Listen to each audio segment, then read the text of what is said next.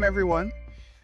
We're doing something a little bit different today with the above the book, uh, catching up with the thinkers session. We decided to invite all of our thinkers back in terms of a panel, uh, general discussion about how things have gone over the last several years. And so I've got a few questions for our panel here, but what I would like to do is maybe starting from my left here, if everybody could just go through, introduce yourself and what year you had received the Thinker Award. I'm Sheila Weber, outside Second Life, a faculty member in the School of Information Journalism and Communication at Sheffield University in the United Kingdom. And here in Second Life, I'm leader of the Virtual Worlds Education Roundtable. And I think I got the Thinker Award, was it 2023? I think it was 2023. I'm not in my office, otherwise I could turn around and look at the award. Uh, sure, 2023 it was. There we go. You're a newbie. So next to you, I believe we have Gentle. Yeah, Rebel was the old bee in this group. Um, I'm Jennifer. I'm much more widely recognized on the internet than a proud contributor and the founder of the virtual ability community. I am the 2015 Thinkerer Awardee.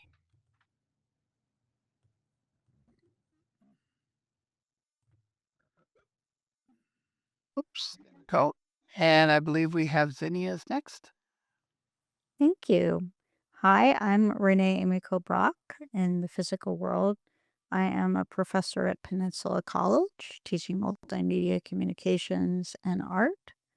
And in Second Life, I am Zinnia Zauber, and I am one of the uh, founders and board members for the Virtual Worlds Education Consortium and the co-chair of the nonprofit Commons.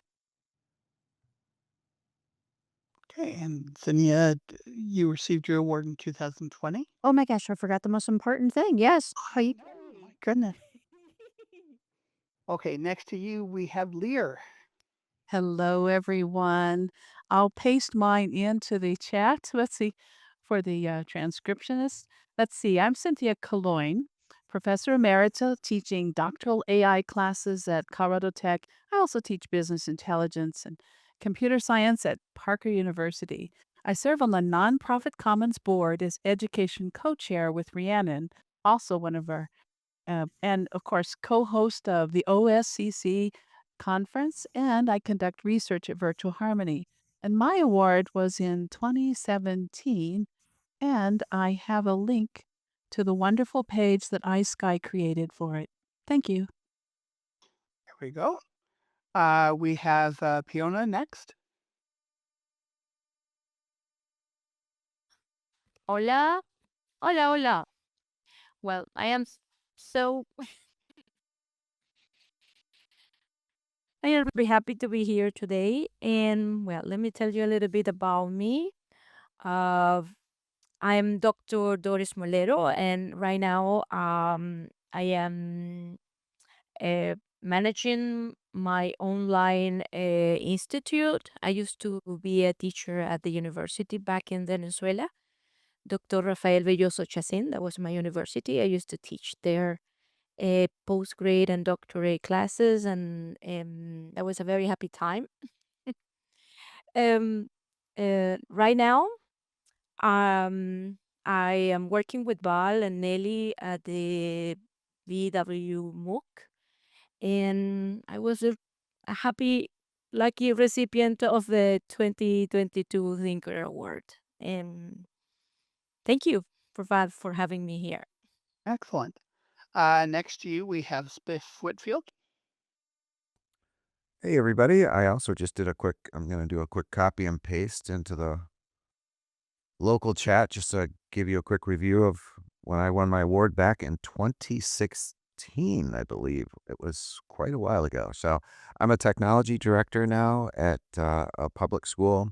When I did most of my work within the Virtual Pioneers, which is a group here in Second Life that goes on virtual tours of history places. And I was at a kind of, I was doing technology integration around Western New York. And probably one of, I think, the biggest projects that I did was to do a recreation of the Anne Frank secret annex in OpenSim. So those were kind of the two big things in 2016. Thanks, everybody. Awesome. And then last but not least, we have Val Librarian. Yes, hi, thanks. I'm Valerie Hill, Val Librarian in Virtual Worlds. I'm a virtual world librarian, professor, researching meta literacy in the metaverse. I've been at the community virtual library here almost 20 years. I can't believe that. Head co coordinator of the Virtual Worlds Education Consortium. I'm a 2020, not 2028, we haven't even got there yet, 2018 recipient of the Thinkerer Award.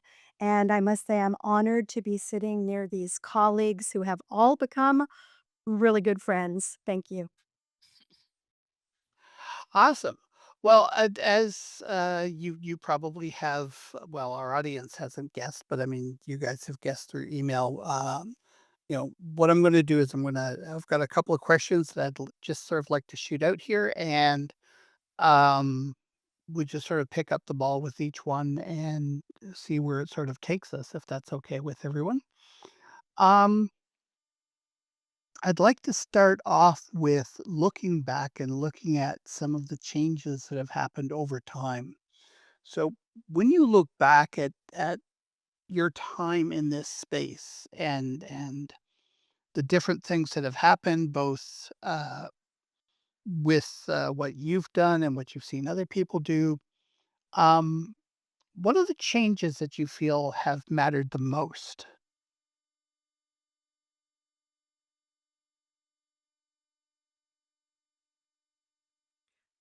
I was going to say, and I've just put a little that the things I was thinking that the things that have affected me most have been individual people who've arrived or departed, and sadly, in some cases, departed all their lives forever.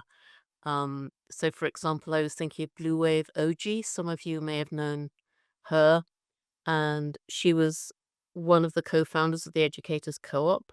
Um, and then she died of cancer some years ago, but it was um, working with her.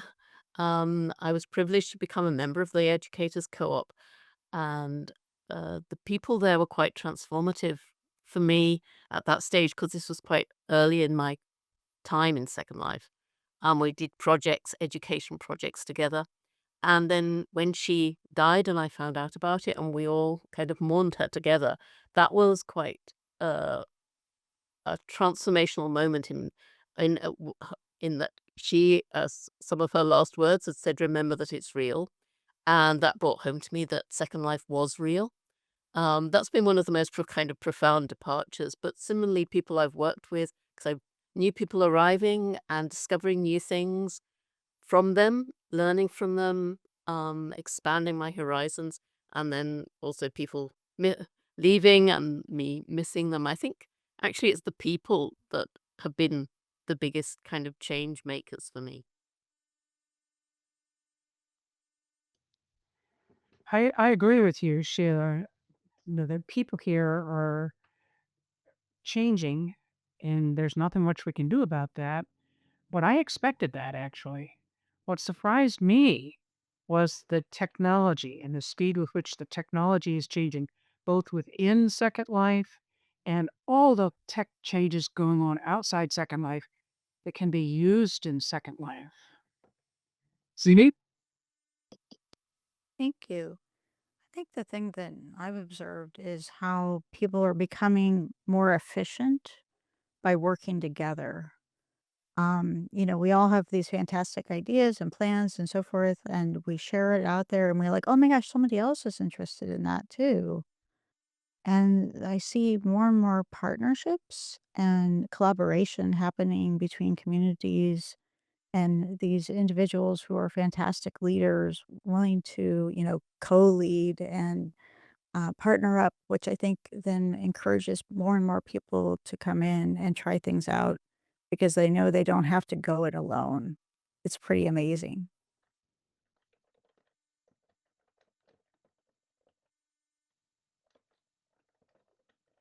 And what about you? Here I am. Well, let's see. For me, I started in 2005 and I really ramped up my teaching in 2006. Back then, there was no voice. So the first change for me was when we added voice because then I didn't have to go to external viewers, right? Or tools, and the tools were limited. We didn't have Zoom back then, right? And then next, Flexi. I know it sounds weird to say Flexi revolutionized my life, but it did. I need content that moves. There's something about movement that just makes everything come alive, okay? Yeah, and so I'm often wearing Flexi, and I know it sinks into chairs, but I don't care. I'm like a little girl. It's like it sets me on fire, right? And then I insist on my classes always creating content because there's magic when we create the power of creation.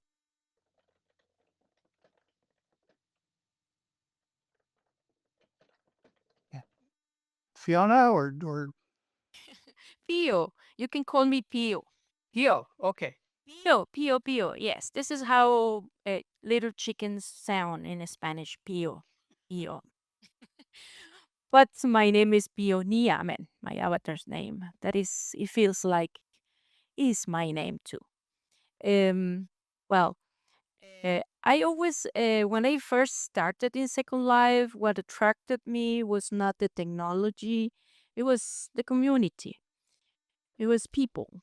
It was meeting people, doing wonderful things, things that were new, things that I have never done before. The opportunity to uh, exchange, grow, learn together. It was amazing, and it just has gotten better. Um, and you know, all of these communities that are here, all of these people that are sitting by me now, they have been you know, beacons of inspiration. So that's what have impressed me. That hasn't gotten go away. And even though we have better technology, what keeps people coming is or what keeps me coming, and what keeps me thinking about how can I take this to my students is that I know that there is a community to go back to. Every year we get together, and this conference is my favorite. I move everything and I try to be every year and try to do something. As a matter of fact, I try to work on a project with my students, so I had something to show, something to learn with, learn something to learn from, and this is thanks to all of you guys. I think for me, I think some really, really neat changes. I think that also led to some kind of interesting developments. But I think when I first came into Second Life, I've been here, gosh, 17, 18 years. There were so many different kind of educational groups, and then we all kind of seemed to be doing the same things, kind of overlapping. And now I think it's been a wonderful change in the sense that we have VWEC, which has kind of done a great job of bringing the education groups together, but also letting the people still have their kind of individual identity. So that's been a real positive change. I think for me, maybe a challenge is, I did so much with the Virtual Pioneers, which was history, and there hasn't been, I don't think, as robust of a history um, pieces to Second Life these days. But I'd love to kind of renew that. So if anyone's interested in maybe collaborating in the future, I'd love to really put some energy behind it again because I think has great possibilities. Wow, what diverse answers. I love the diversity of all our perspectives. And I've worked with each one of you, so it's amazing, that we're all still here and sharing these ideas. For me, when I entered, librarians and information landscapes were changing rapidly. But since I came in almost 20 years ago, I witnessed how digital culture has brought the perils of social media, nonstop information overload, misinformation, and disinformation. And now, what has been all over this conference? The rise of AI. All of this is part of changing literacy. So that's why I remain here to research that change and to help the next generation with meta literacy and digital citizenship. And for me, that helps me face the challenges ahead, the changes and challenges with hope, together with all of you right here, you real humans, where we have so many close friendships and so many great communities. Excellent. Okay. The a lot of very interesting and diverse answers. But I think one of the biggest takeaways I know for myself, and I think this is being reiterated here, is this idea that it's really about the people, more than anything else. I mean, we talk about the technology, we talk about the pedagogies, but it's really and unless somebody wants to disagree, but I mean, it's it's the people that are mattering most. It's the community that's mattering the most in terms of a lot of things that go on here, and the support that we find in sharing and collaborating with each other. So I think those are sort of the takeaways that I've gotten from all your various perspectives. I do want to talk a little bit about the idea of space versus communities. So we've talked a lot in terms about building spaces, but building a space is not the same thing as building a community. So what is the difference between from your perspective, what is the difference between building a space and building a community? And I think at this point, I want to start at the other end of the line here. We'll go to Val first, if that's good with you, Val.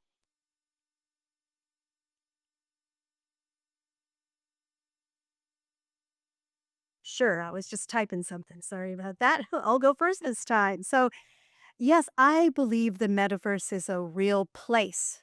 It's a place with presence. It's not an app, but it can be isolating without a community. So simulations and builds, they can come and go, but rich communities here, that's what brings the builds to life. Humans do not learn in isolation. They are meant to communicate with each other. So several people here on the panel already mentioned VWEC, which has sort of become the hub for teaching and learning. I look at it kind of as a community of communities because there are so many rich communities here in Second Life.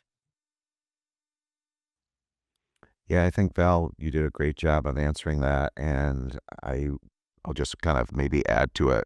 Again, going from my experience with the virtual pioneers, it was that group of great people that really pulled together. You can't do anything here like in most education environments single-handed. So it really is nice to have a group of people that have a common purpose and pulling together. And again, I got that same sense of place at VWEC and such a great group of people. And as you said, Val, like we're all friends up here.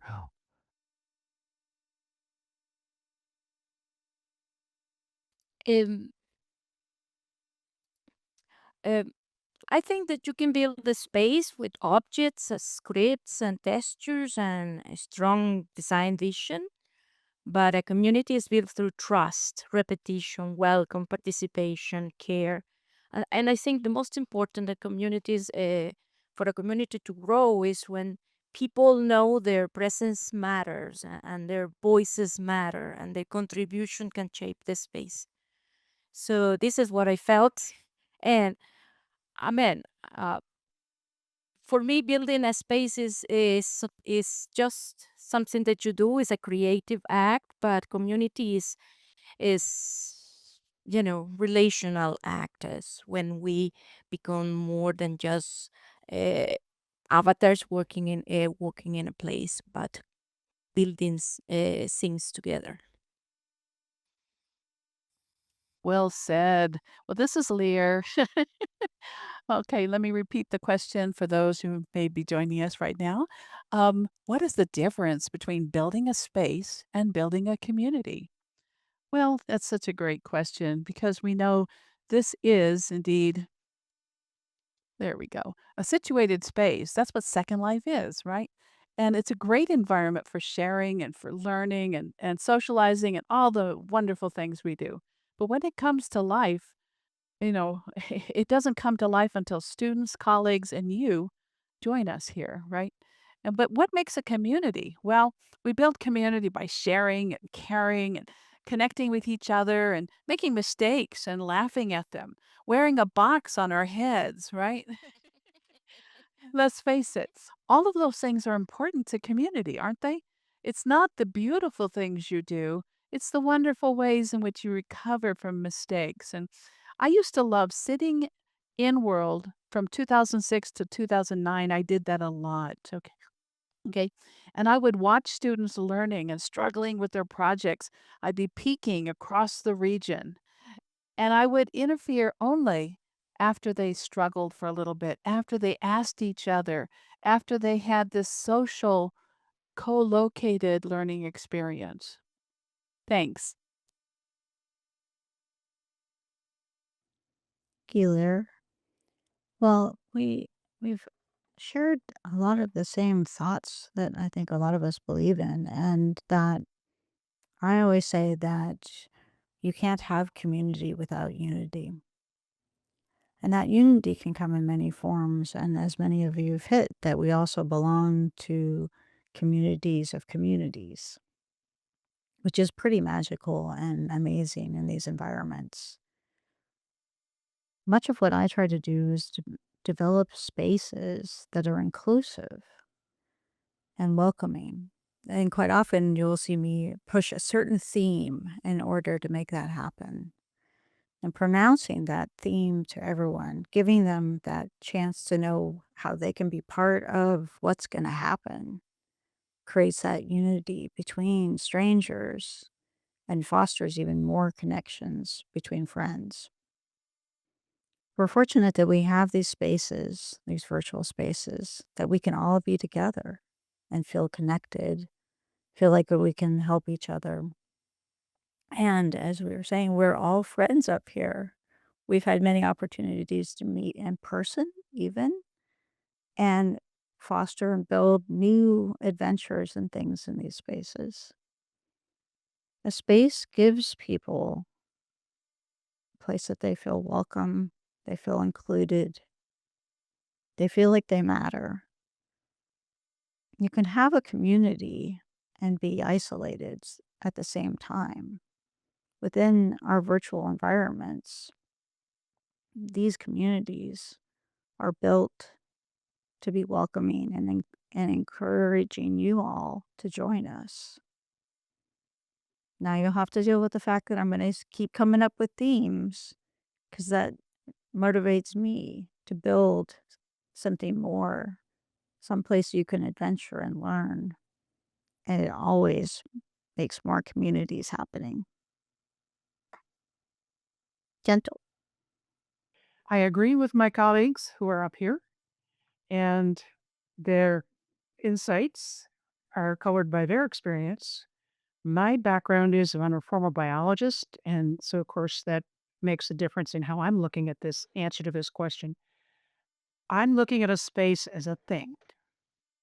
I'm looking at a community as an organism because communities are alive. They're made up of people. And when newcomers ask me how they're going to find people in Second Life, I tell them we're not going to find people at places. You're going to find people at events because events are groups of people. And that's sort of an ephemeral community. She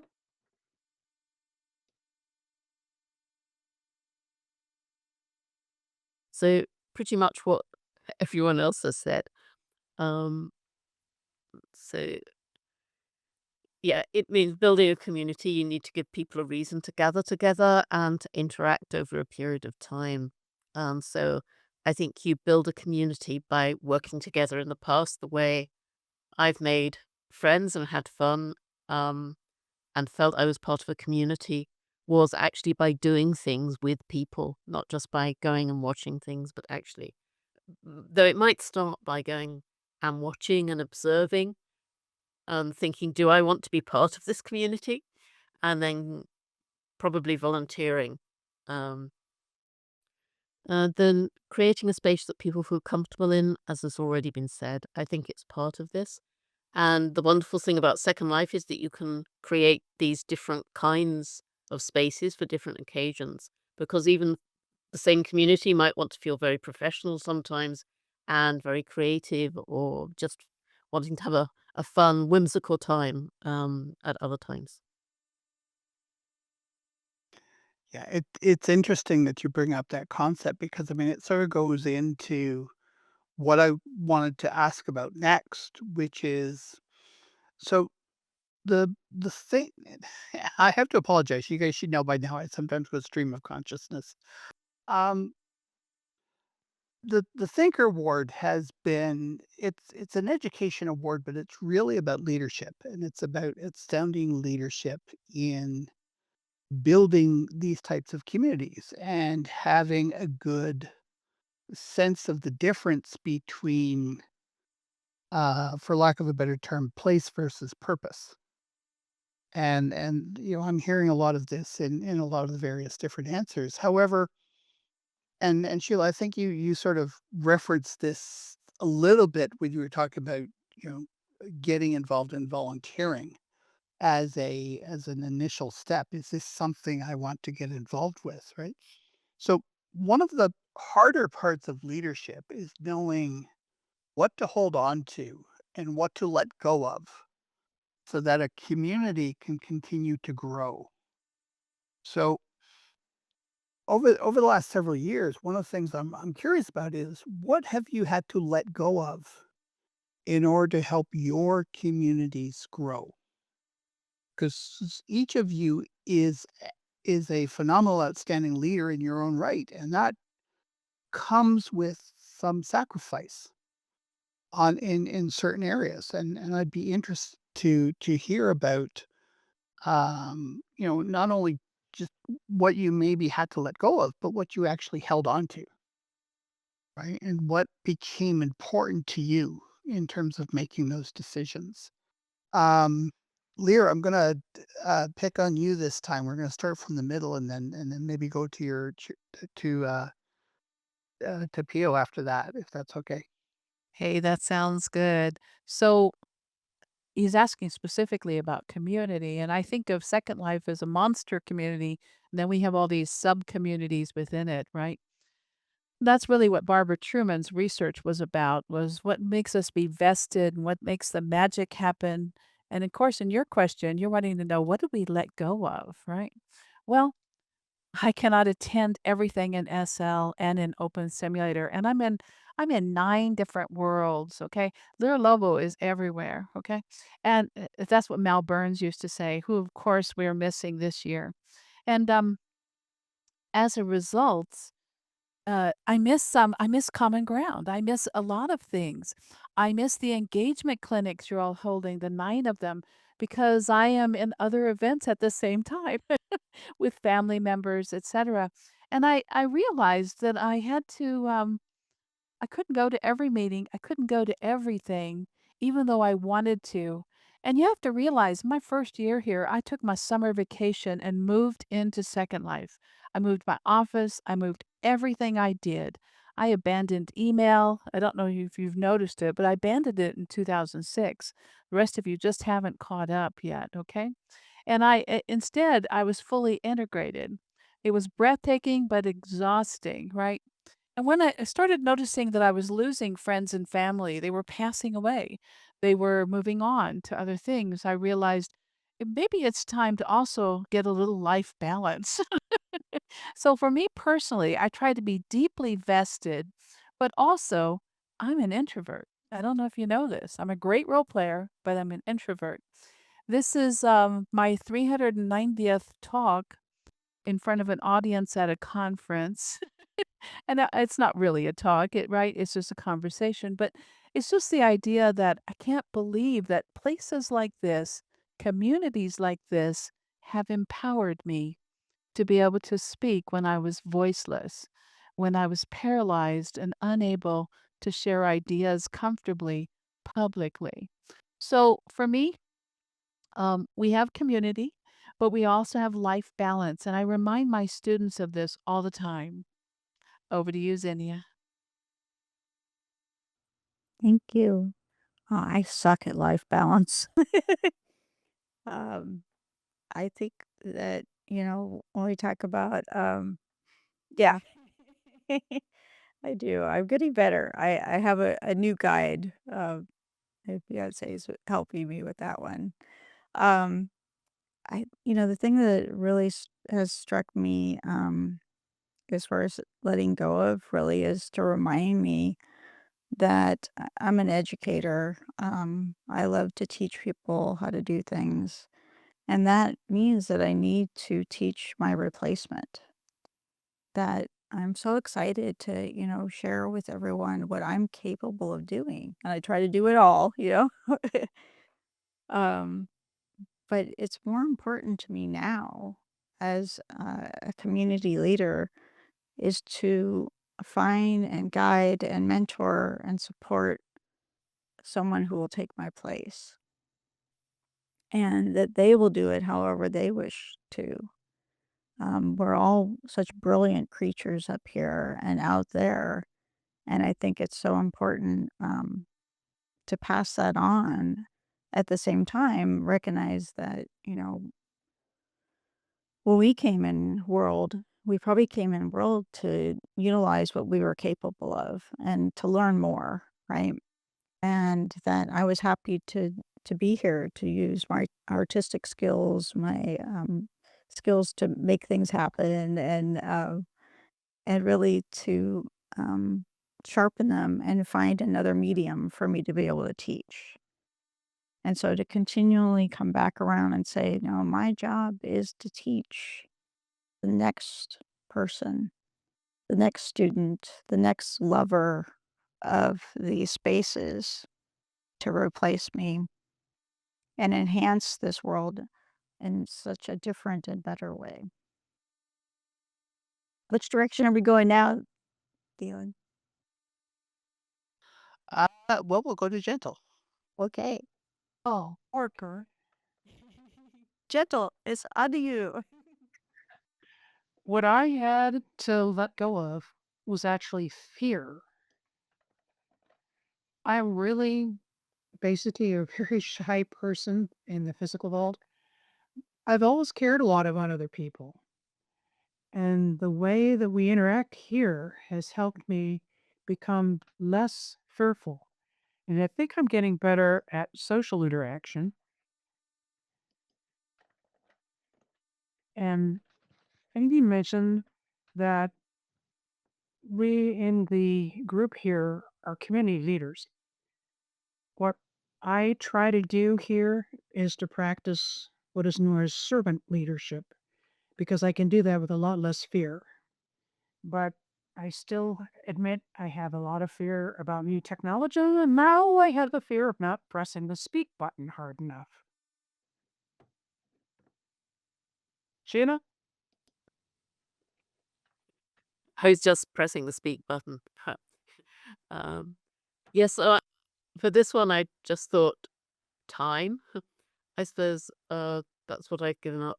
I'm particular since I took over Virtual Worlds Education Roundtable leadership. So that's my Thursday evenings gone because it's normally 8 p.m. on Thursday evening. And normally I want to be there even if I'm not leading the session. And as other people were saying, it also means I'm particularly because I'm I'm not in the North American time zone, that more things happen in the evening or kind of in the early morning. And so there are events. In fact, I used to attend more of those events. So sleep was sometimes something I would lose out on. Um, but I don't attend all the other events that I'd like to because I'm having to do other things because I'm still being paid to do a job which doesn't particularly include Second Life. Um, and yes, and I want to keep in touch with friends and family. Yes, so time.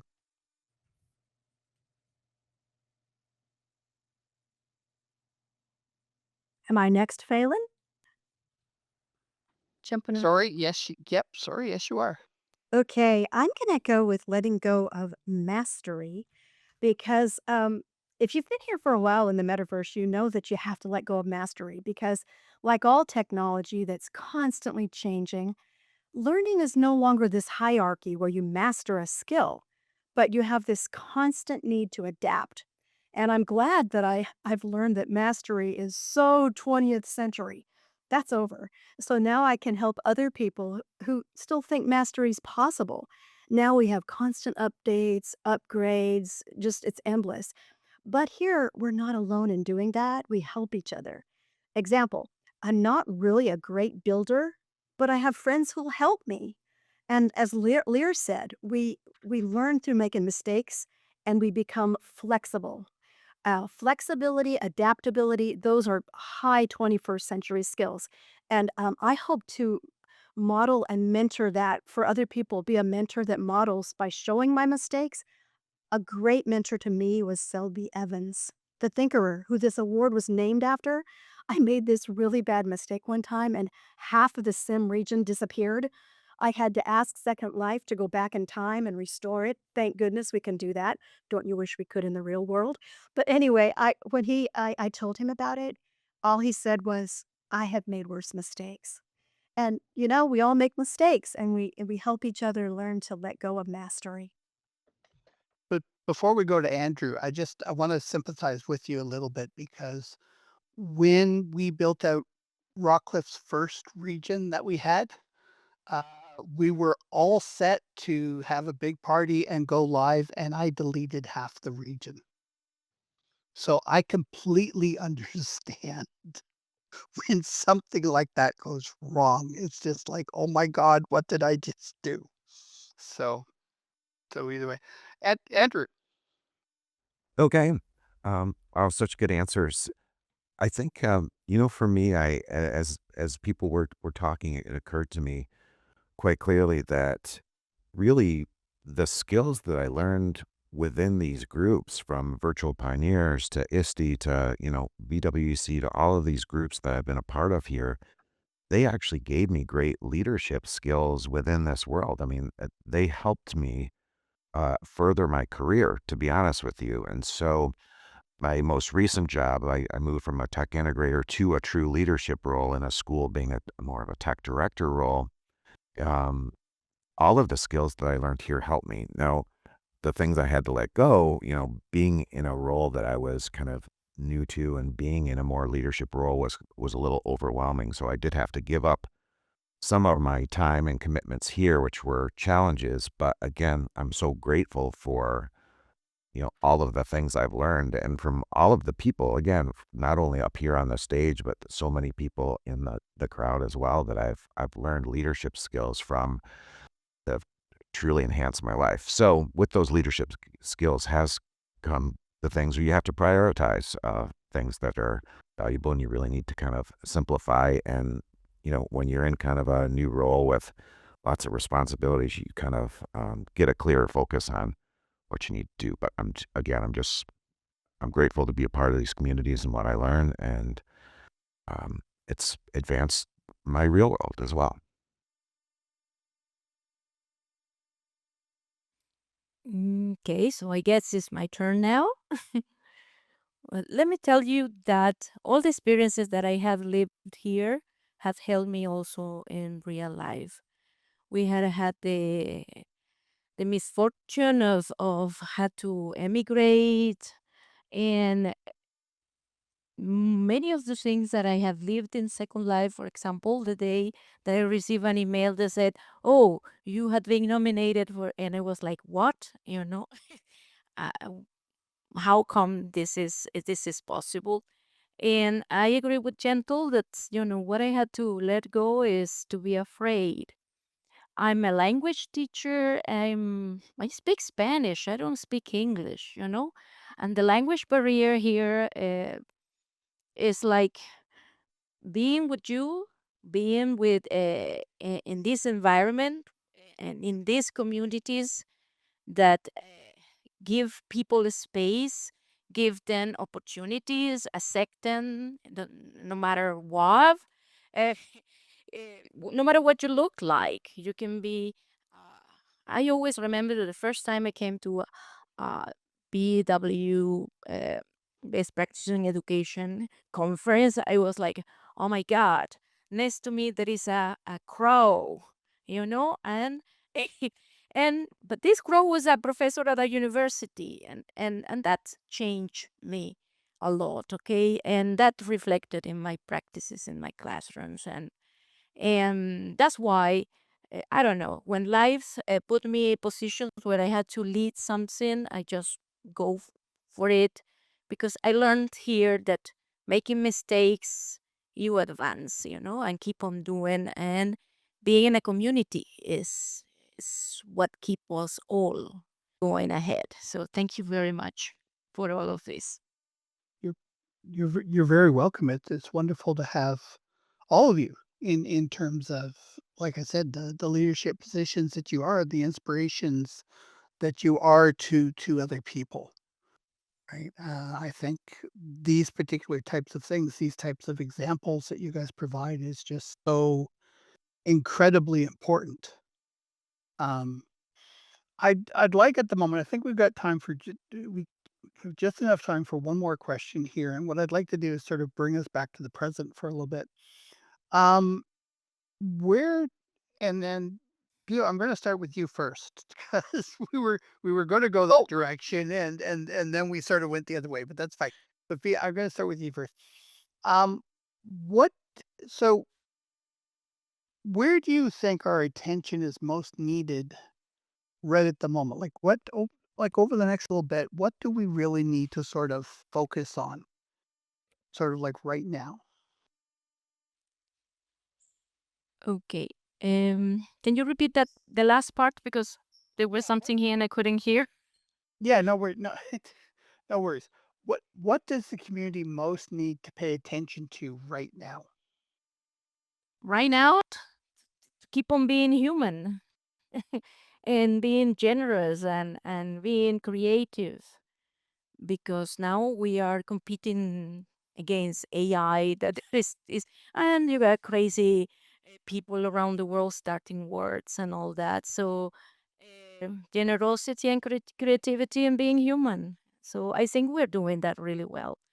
And I am very uh, hopeful that this will continue this way. So that's why I keep on coming back every year.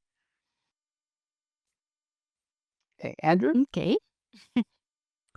Um, it's a really great question and kind of deep. I think, again, from my perspective, I'm kind of a social studies guy, a history person. I mean, my kind of hope that where things would go, and I'm still hopeful in this, is we what Microsoft did with Minecraft and how they created kind of an educational platform from it. I was hoping that would blend into Second Life to create something like that where we would have kind of a you know a full education blend here in Second Life that would let you take courses or have like a sim that's dedicated to education and has challenges built within it. So that's kind of my thing that I would like to see and hoping for in the future.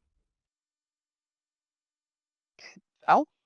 Okay, and I'll just build on what you just said, both of you just said, because it's the reason that I'm continuing to stay here. I think the biggest concern for the near future is to understand the best ethical use of AI. It's just exploding. So I'm working with a researcher to help us all discuss that impact on education and bring that into Second Life. I'm trying to build an immersive experience around it at AI Mountain.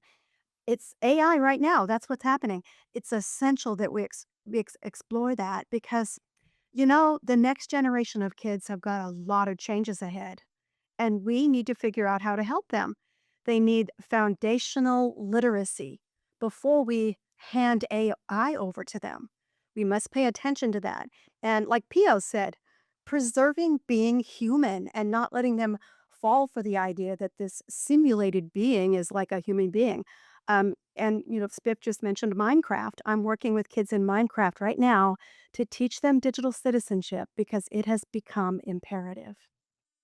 Yes, so first of all, I thought I think um, already, I think it was Zinnia was talking about um, mentoring someone to take over.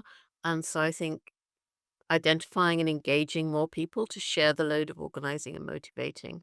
And also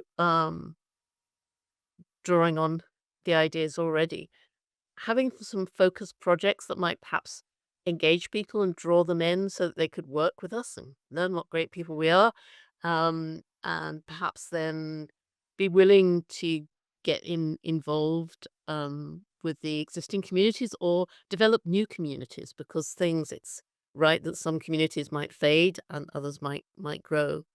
Um, and I think it doesn't have to be students. I know, I'm judging by, for example, the people who are in nonprofit commons. It doesn't have to be academics. It doesn't have to be people from formal education necessarily who are going to be drawn in. And I don't think it has to be young people. It could be um, people who are already mature, but they might, I mean, like many of us, might want to continue keeping engaged through the years. I think we shouldn't be kind of ageist about this. Um, and also, I wanted to add keeping the Lindens aware of the value of the community and what we bring to Second Life. I know that's kind of an ongoing work that we have to keep up with. Well, I'm a person with a disability, and I recognize that Second Life is very adaptable. And in many ways, it's better at adapting for most of us with certain disabilities than the physical world is. And I've heard people say that Second Life levels the playing field, and it kind of does that.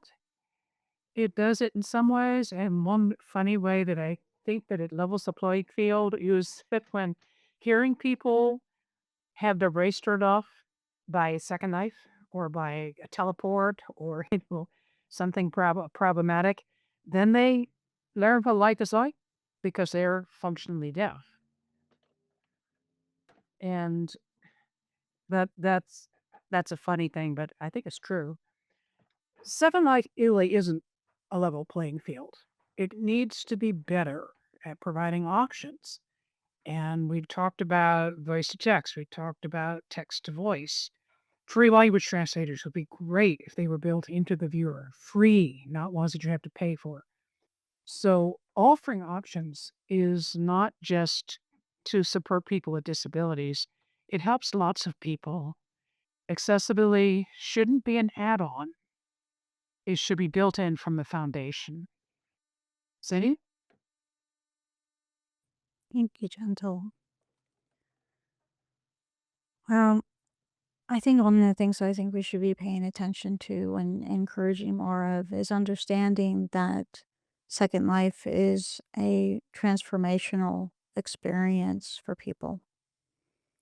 That it's not just a bunch of pixels, that there are people, and that we do need to really encourage people to participate more and engage with each other more. I know that we've had the good fortune of having, almost decades, I mean, lots of years working together. So we are familiar with each other and trust each other. And when people come into these spaces, I tell stories of my students, those real shy students that find their voice here, that then they start speaking up in class over Zoom because they were seen here, they were heard here. And a lot of young people need practice in being social with others. I'm not the shy one of the group, and I've never feared from strangers. This is a wonderful space for us to give people that attention that they need and to draw them out and let them be themselves. And gentle, as you say, to be heard, to be seen, and in the ways that they need to be. I think we need to pay attention that this is a space that allows for people to be their true selves. Fuki shared a clip of her film recently about sort of what a virtual world can be for someone else. This transformation, this ability to be yourself, maybe you come here as yourself already. Except for I have much cooler shoes in the physical world, just so you know. Um, but that idea that we need to identify outside there who are not familiar with these spaces, what a wonderful place it is, a welcoming place, an encouraging space. And to give them that place to practice and to play and make the mistakes where they are surrounded by allies and friends. We're lucky to have all of you to practice and play and to learn from. I think we need to spend more time with them. Oh, thank you, Val. Yeah. I was wearing some kick-ass orange boots today, just so you know. And Kevin, thank you for being a leader among us as well. You lead by example. Here, here. Well, I'll help wrap this up. So, what does the community need to excuse me. We're closing with that last final thought. What I'd like to invite all of you to do is treasure these moments together. This is a fantastic conference. I'm on fire, which is the goal of a conference. It's to almost that evangelical gleam in our eyes where our energies are on fire. And of course, Philip Rosedale reminded us in both his keynote on Wednesday and at the OSCC 2024. He said community matters, preserving the culture, the people that we have today, and treasuring them, stay playful and grow stronger. And I'd like to leave you with a thought. As we're all educators or in the education business, we have the burden of always being right. And yet these places are playful. They remind us that it's okay to be fearless, to not always be perfect, to not have that burden. And on a closing thought, one of my heroes is Mark Twain, Samuel Langhorne Clemens, who said, "Always do right. This will gratify some and astonish the rest." Have a great conference. That was wonderful, and thank you, Zinnia. I mean, I think in my particular case, it's just sort of right place, right time more than anything else. But I appreciate the shout out. I'd like to thank you all very much for. I realize this was a little bit of a different format than what we've typically done, but I'd like to thank you all very much for coming and being part of this for this particular year. It's sort of apropos, notwithstanding the fact that Joyce was not able to join us for this particular session, but it's sort of apropos that we have an empty chair at the end because in about an hour, we're going to be adding another name to the thinkers list. So that's going to get announced at the closing ceremony.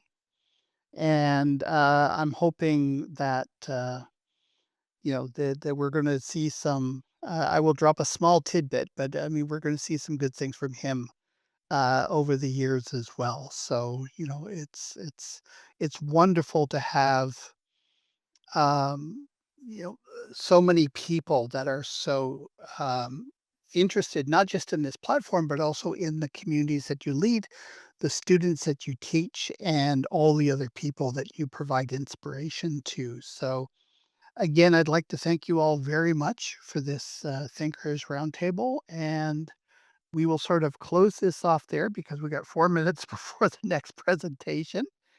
Actually managed to get done on time. Yes, I know that's a shock, but we did it. And so thank you all very, very much.